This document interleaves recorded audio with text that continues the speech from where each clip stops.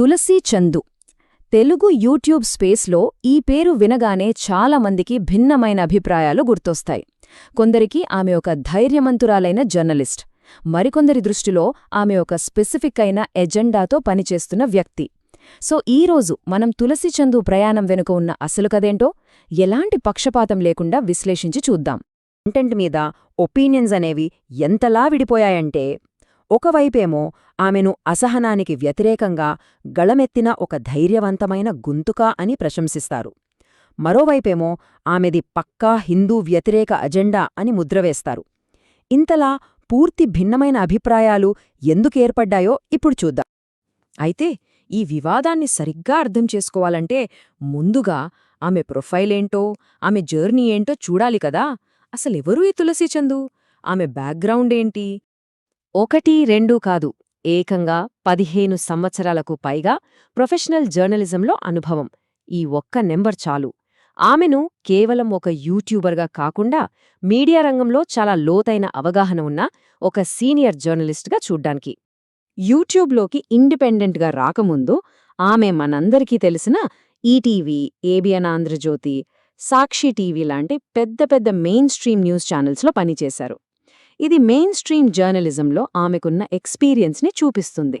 మరి అంత పెద్ద సంస్థల్లో పనిచేసిన ఆమె 2020లో సడన్గా యూట్యూబ్ వైపు ఎందుకొచ్చారు? ఆమె చెప్పే కారణం ఒక్కటే, భావ ప్రకటనా స్వేచ్ఛ. అంటే మెయిన్ స్ట్రీమ్ మీడియాలో ఉండే కొన్ని పరిమితులను దాటి తాను నమ్మిన విషయాల గురించి స్వేచ్ఛగా మాట్లాడటానికే ఈ ప్లాట్ఫామ్ ఎంచుకున్నారని ఆమె చెప్పారు.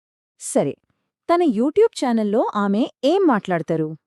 ఆమె ఫోకస్ అంతా కూడా ప్రధానంగా ఈ అంశాల చుట్టూనే తిరుగుతోంది. మత సామరస్యం, యువత సమస్యలు, అవినీతి, పర్యావరణం, ఇంకా పాలిటిక్స్. ఇలా చాలా సామాజిక, రాజకీయ సమస్యలపై ఆమె వీడియోలు చేస్తుంటారు. తన జర్నలిజం గురించి ఆమె చెప్పే మాట ఇది: నేను పార్టీని బట్టి కాదు, వాస్తవాలను బట్టి మాట్లాడతాను.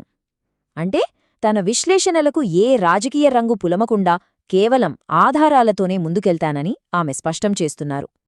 ఓకే, ఇప్పుడు అస్సలు విషయానికొద్దాం. అదేంటంటే ఆమెపై వస్తున్న వామపక్ష ఆరోపణ. ఇంతకీ ఆమెపై వచ్చే ప్రధాన విమర్శలేంటి? ఏ కంటెంట్ చూసి ఆమెను అలా అంటున్నారో ఇప్పుడు విశ్లేషిద్దాం. ఆమెపై విమర్శలకు ప్రధాన కారణం ఏమిటంటే మత విద్వేషం, మత రాజకీయాలపై ఆమె చేసే పదునైన విమర్శలు. ముఖ్యంగా కొన్ని వర్గాలను టార్గెట్ చేస్తున్నారనే ఆరోపణలు ఆమె మీద ఉన్నాయి. ఇలాంటి విమర్శనాత్మక కంటెంటే చాలామందికి ఆగ్రహం తెప్పిస్తోంది. ఆమె పనికి రియాక్షన్గా ట్రోల్స్, ఇంకా విమర్శకులు ఆమెపై తరచుగా ఈ లేబుల్స్ వేస్తుంటారు. హిందూ వ్యతిరేకి దగ్గర్నుంచి అర్బన్ నక్సల్ వరకు ఈ పదాలన్నీ ఆమెను ఒక నిర్దిష్ట భావజాలానికి చెందిన వ్యక్తిగా చూపించే ప్రయత్నమే. ఇక్కడే మనకు అసలు కాన్ఫ్లిక్ట్ స్పష్టంగా కనిపిస్తుంది.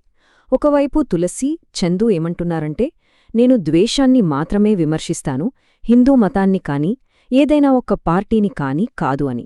కాని విమర్శకులు ఏమంటున్నారు?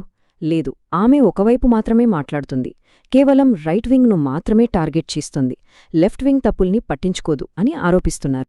ఈ వివాదం కేవలం ఆన్లైన్ వాదనలతో, కామెంట్లతో ఆగిపోలేదు. దీనివల్ల ఆమె వ్యక్తిగతంగా చాలా తీవ్రమైన పరిణామాలనెదుర్కొంటున్నారు. ఆ కాంట్రవర్సీకి ఆమె చెల్లిస్తున్న మూల్యమేంటో ఇప్పుడు చూద్దాం.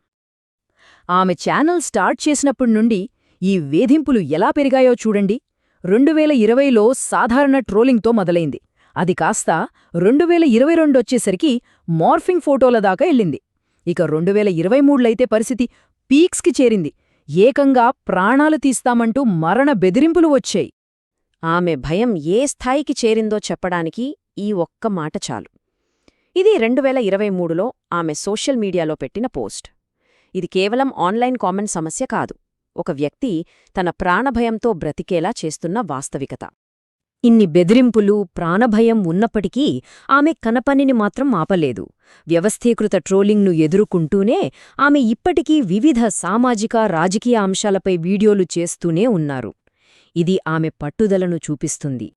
ఓకే, ఇప్పుడు తులసి చందు కేసు నుండి కొంచెం బయటకొచ్చి దీన్నొక పెద్ద చిత్రంలో చూద్దాం. స్వతంత్ర మీడియాకు దీనివల్ల ఎలాంటి ప్రభావాలు ఉంటాయి? ఇది కేవలం ఒక వ్యక్తి కథ కాదు కదా. ఆమె అనుభవం మన ముందు ఒక పెద్ద ప్రశ్నను ఉంచుతుంది.